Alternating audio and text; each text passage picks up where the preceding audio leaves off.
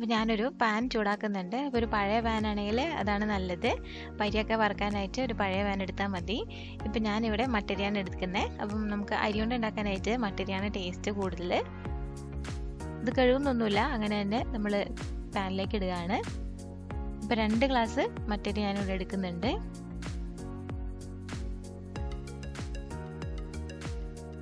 ആദ്യം നമ്മൾ മീഡിയം ഫ്ലെയിമിൽ ഇട്ടിട്ട് വേണം അരി ഒന്ന് ചൂടാക്കിയെടുക്കാൻ. അതിന് ശേഷം നമ്മൾ ലോ ഫ്ലെയിമിൽ തന്നെ ഇടണം, അല്ലെങ്കിൽ എളുപ്പം കരിഞ്ഞു പോവും.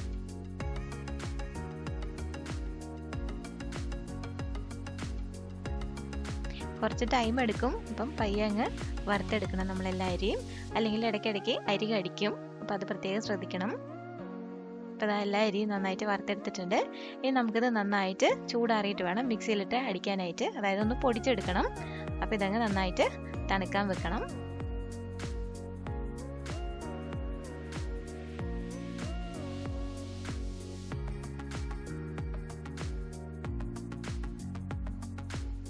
ഇപ്പോൾ അരി നന്നായിട്ട് ചൂടാറിയിട്ടുണ്ട്. ഇപ്പം ഞാനൊരു മിക്സിയുടെ ചെറിയ ജാറിലേക്ക് ഇട്ടിട്ട് പൊടിക്കുകയാണ്. അത് നന്നായിട്ട് പൗഡറായിട്ടൊന്നും പൊടിഞ്ഞിട്ടില്ല, ജസ്റ്റ് ഒന്ന് അടിച്ചതേ ഉള്ളൂ. അപ്പോൾ കുറച്ച് തരികളൊക്കെ ഉണ്ട്. അപ്പോൾ അതൊക്കെ നമ്മുടെ ഇഷ്ടം പോലെ അടിക്കാം. അപ്പോൾ ചിലർക്ക് നന്നായിട്ട് ഫൈനായിട്ട് അറിയുന്നതായിരിക്കും ഇഷ്ടം. അതിനുശേഷം ഞാനൊരു കപ്പ് ശർക്കരയും കൂടെ ഇടുന്നുണ്ട്, കാരണം ശർക്കര ഒന്ന് പൊടിഞ്ഞ് കുഴഞ്ഞ് കിട്ടാൻ വേണ്ടിയിട്ടാണിത്. അപ്പോൾ കുറച്ച് അരി പൊടിച്ചതിൻ്റെ കൂടെ ഞാൻ ശർക്കരയും കൂടെ ഇട്ടിട്ടൊന്ന് ജസ്റ്റ് ഒന്ന് ക്രഷ് ചെയ്തെടുക്കുന്നുണ്ട്. ശർക്കര നന്നായിട്ട് കുഴഞ്ഞ് കിട്ടിയിട്ടുണ്ട്. പിന്നെ ഇതിൻ്റെ കൂടെ ഒരു മുറി തേങ്ങ, അതായത് 1 കപ്പ് തേങ്ങ എടുക്കുന്നുണ്ട്. അപ്പോൾ തേങ്ങ നന്നായിട്ട് ഇടണം. തേങ്ങ ഉണ്ടെങ്കിലാണ് നമുക്ക് അരി ഉണ്ടെങ്കിൽ ടേസ്റ്റ് തോന്നുന്നത്. അപ്പോൾ എത്ര തേങ്ങ ഇടുന്നോ അത്രയും ടേസ്റ്റ് ആയിരിക്കും. അതിന് ശേഷം ഇതങ്ങ് നന്നായിട്ട് അങ്ങ് കുഴച്ചെടുക്കണം. അപ്പോൾ ചിലർ ഏലക്ക ഇടും, ഏലക്ക വേണമെങ്കിൽ ഏലക്ക ഇടാം, അതൊക്കെ നമ്മുടെ ഇഷ്ടമാണ്.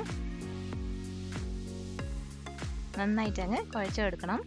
അപ്പോൾ ഈ തേങ്ങയുടെ ശർക്കരയുടെ നനവ് കൊണ്ട് നമുക്കിതങ്ങ് നന്നായിട്ട് ഉണ്ട വരട്ടാൻ പറ്റണം. അപ്പോൾ അതാണ് അതിൻ്റെ പരുവം.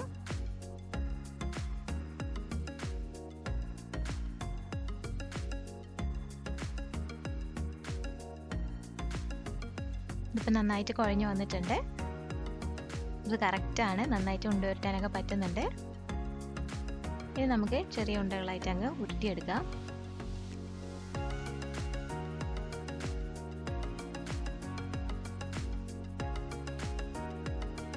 കണ്ടില്ലേ, ഇത്രയേ ഉള്ളൂ. അപ്പോൾ എല്ലാവരും ഉണ്ടാക്കി നോക്കുക. ഒരു നൊസ്റ്റു ഐറ്റമാണ് നമ്മുടെ അരിയുണ്ട എന്ന് പറയുന്നത്. അപ്പോൾ അരിയുണ്ട ട്രൈ ചെയ്യാത്തവർ എന്തായാലും ട്രൈ ചെയ്ത് നോക്കണം. Thank you.